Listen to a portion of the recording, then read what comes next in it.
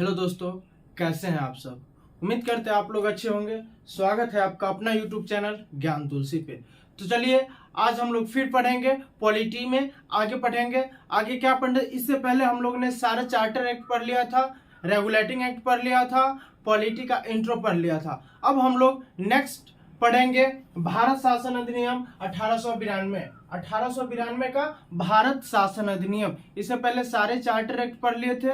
इससे पहले का अगर आपको वीडियो चाहिए तो प्लेलिस्ट में जाइए, वहां पे लिखा हुआ polity foundation batch, polity foundation batch, वहां पे क्लिक कीजिएगा, आपको यहाँ का पीछे का सारा वीडियो मिल जाएगा। पॉलिटी फाउंडेशन बैच सर्च कीजिएगा, आपको सारा बैच सारा वीडियो मिल जाएगा। तो आज हम लोग पढ़ेंगे 1892 का भारत परिषद अधिनियम या भारत शासन अधिनियम। 1892 या 1892 का भारत परिषद या भारत शासन अधिनियम ये क्यों लागू किया गया। तो 1885 ईस्वी में एक कांग्रेस नामक संस्था की स्थापना हुआ था, जिसकी स्थापना ए.ओ. हयूम ने किया था। ए.ओ. हयूम एक आईसीएस अधिकारी थे। इन्होंने भारत में कांग्रेस नामक संस्था का स्थापना किया था। ए.ओ. हयूम, ए.ओ. हयूम, एलन ओक्टेवियन हयूम। ए.ओ. हयूम ने क्या किया था, भारत में एक कांग्रेस नामक संस्था के स्थापना किया था। तो कांग्रेस के दबाव में ही आकर के ब्रिटिश सरकार ने क्या किया कि 1892 ईस्वी में एक अधिनियम लाया, जिसे 1892 का भारत शासन अधिनियम कहते हैं। एक बार फिर समझिए मेरे दोस्तों कि 1885 ईस्वी मतलब 28 दिसंबर 1885 ईस्वी को कांग्रेस नामक एक संस्था की स्थापना किया। किसने किया, तो ए.ओ. हयूम ने किया था। इस संस्था की स्थापना में होने के बाद 1885 में ही कांग्रेस के दबाव में आकर के ब्रिटिश सरकार को 1892 में क्या किया, भारत परिषद अधिनियम गठन किया, भारत परिषद अधिनियम पारित किया। देखिए 1885 ईस्वी में कांग्रेस नामक संस्था की स्थापना हुई। कांग्रेस के दबाव में आकर के ही अंग्रेज ने 1892 का भारत परिषद अधिनियम पारित किया गया। इस अधिनियम में क्या क्या कहा गया, तो इस अधिनियम के तहत अप्रत्यक्ष चुनाव प्रणाली की शुरुआत हुई। अब हमारे भारत में दो तरह की चुनाव होती है, प्रत्यक्ष और अप्रत्यक्ष। एक हो गया प्रत्यक्ष और दूसरा हो जाता है अप्रत्यक्ष। हमारे भारत में जब राष्ट्रपति की चुनाव होती है तो राष्ट्रपति की चुनाव अप्रत्यक्ष तरीके से होता है, और सांसद विधायक का चुनाव जो होता है, मुख्यमंत्री और प्रधानमंत्री का चुनाव जो होता है, वो प्रत्यक्ष तरीके से होता है। तो अप्रत्यक्ष और प्रत्यक्ष में क्या अंतर है वो मैं आपको बताता हूं। देखिए अप्रत्यक्ष, तो पहले प्रत्यक्ष सुन लीजिए, उसके बाद अप्रत्यक्ष ऑटोमेटिक समझ जाएगा। प्रत्यक्ष चुनाव प्रणाली, जिसको ठेठ भाषा में कहे, जिसे हम लोग वोट देते हैं, जिसे पूरे भारत की जनता वोट देती है और उसे चुनती है, जिसे प्रत्यक्ष चुनाव कहते हैं। जैसे मान लीजिए प्रधानमंत्री का चुनाव हो रहा है, तो प्रधानमंत्री का चुनाव मतलब लोकसभा के तहत होता है, लोकसभा का तहत होता है, लोकसभा का तहत क्या होता है, प्रधानमंत्री की चुनाव होती है। तो प्रधानमंत्री के चुनाव में देश के सारी जनता वोट देती है, जितनी भी जनता है सारी जनता वोट देती है, उसे क्या कहते हैं, प्रत्यक्ष चुनाव कहते हैं। और अप्रत्यक्ष चुनाव, जैसे राष्ट्रपति की चुनाव में जिस सदस्य को हम चुने रहते हैं, जैसे लोकसभा सदस्य, विधायक, एमएलए मतलब विधानसभा के सदस्य, तो लोकसभा और विधानसभा के सदस्य मिलकर के राष्ट्रपति का चुनाव में भाग लेते हैं, उसे हम लोग अप्रत्यक्ष चुनाव कहते हैं। जैसे नॉर्मल समझने के लिए प्रत्यक्ष और अप्रत्यक्ष किसे कहते हैं, आ गया होगा समझ में। मतलब प्रत्यक्ष जिसे हम लोग वोट दे करके चुनते हैं, जैसे प्रधानमंत्री को, मुख्यमंत्री को, मतलब लोकसभा सदस्य को और विधानसभा सदस्य को, जो हम लोग देश की सारी जनता वोट देती है प्रत्यक्ष रूप से, उसे क्या कहते हैं, प्रत्यक्ष चुनाव। और भारत के राष्ट्रपति की चुनाव अप्रत्यक्ष तरीके से होती है, जिसे लोकसभा के सदस्य, विधानसभा के सदस्य और राज्यसभा के सदस्य तीनों मिलकर के वोट करती है, उसे क्या करते हैं, अप्रत्यक्ष चुनाव कहा जाता है। तो अप्रत्यक्ष चुनाव प्रणाली की शुरुआत 1892 ईस्वी के भारत शासन अधिनियम या भारत परिषद अधिनियम में किया गया था। आगे है केंद्रीय विधान परिषद के भारतीय सदस्यों को वार्षिक बजट पर बहस करने तथा सरकार से प्रश्न पूछने का अधिकार भी दिया गया। केंद्र में जो विधान परिषद के सदस्यों का गठन किया गया था, विधान परिषद के सदस्यों को चुना गया था, उसको 1892 से पहले क्या किया गया था कि किसी भी बजट पर बहस करने का अधिकार नहीं था, उस पर प्रश्न पूछने का अधिकार नहीं था। लेकिन 1892 ईस्वी में जब भारत शासन अधिनियम लाया गया, क्यों लाया गया? तो ये कांग्रेस के दबाव में लाया, कांग्रेस के द्वारा लाया गया और कांग्रेस के आधार पे ही, कांग्रेस ने जो नियम लगाया गया उसी के आधार पे ही ब्रिटिश क्राउन को मानना पड़ा। इसीलिए भारत परिषद अधिनियम 1892 कहा जाता है कि ये अधिनियम कांग्रेस के दबाव में आकर के ही लिया गया है। तो इस अधिनियम में कहा गया कि जितने भी विधान परिषद के सदस्य, उन सभी सदस्यों को अब क्या करेगा, बजट पे वो बहस करेगा और बजट पर वो प्रश्न भी पूछ सकता है। लेकिन हाँ, एक पॉइंट और कहा गया कि विधान परिषद के जितने भी सदस्य वो बजट के लिए मतदान नहीं कर सकते। मतलब विधान परिषद के सदस्यों को बोलने का अधिकार दिया गया, लेकिन मतदान करने का अधिकार नहीं दिया गया।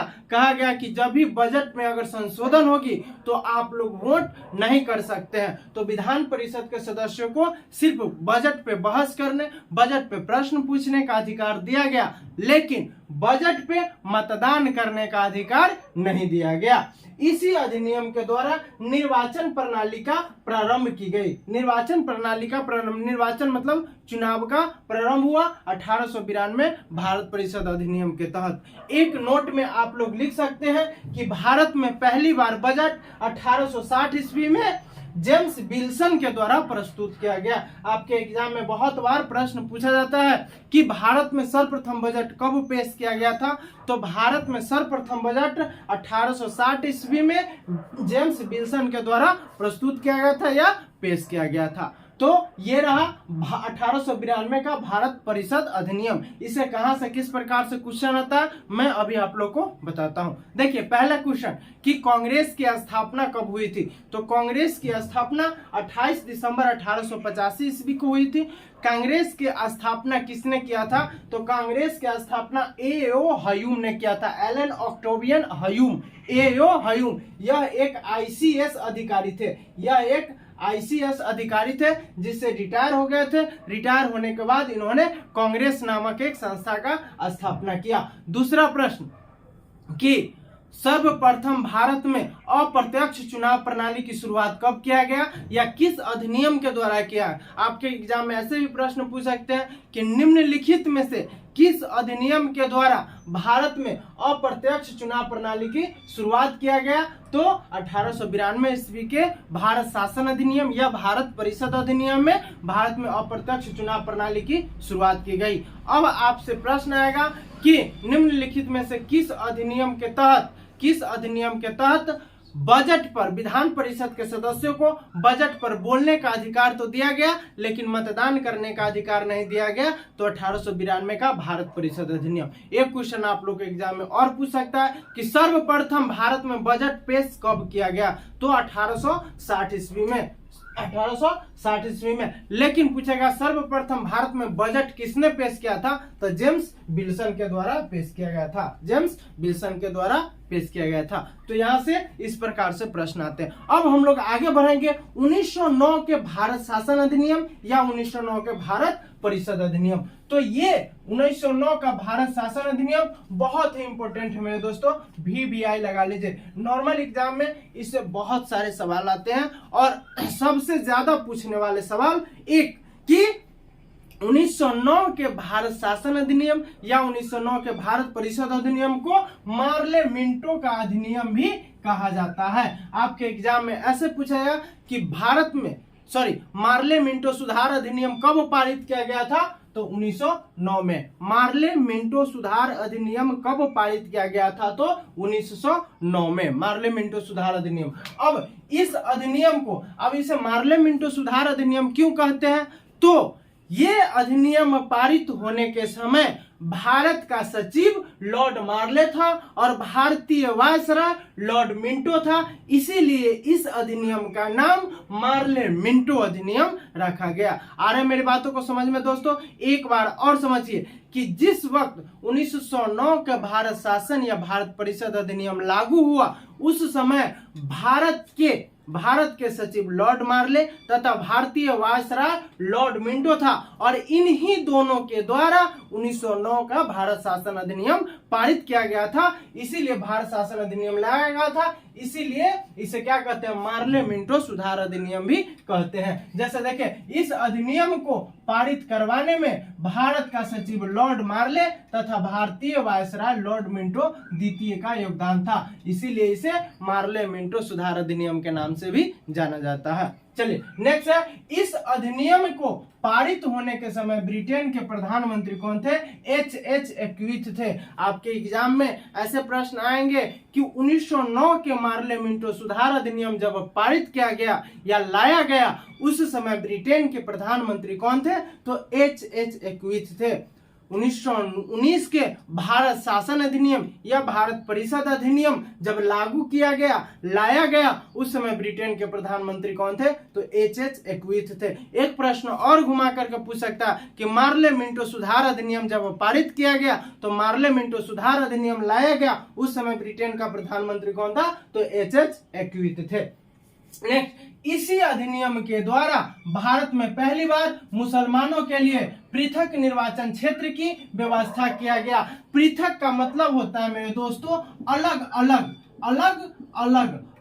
अब इस अधिनियम के द्वारा 1919 के भारत शासन अधिनियम में कहा गया कि मुसलमानों के लिए अलग अलग क्षेत्र, चुनावों के लिए मतलब निर्वाचन के लिए अलग अलग क्षेत्र बांट दिया गया।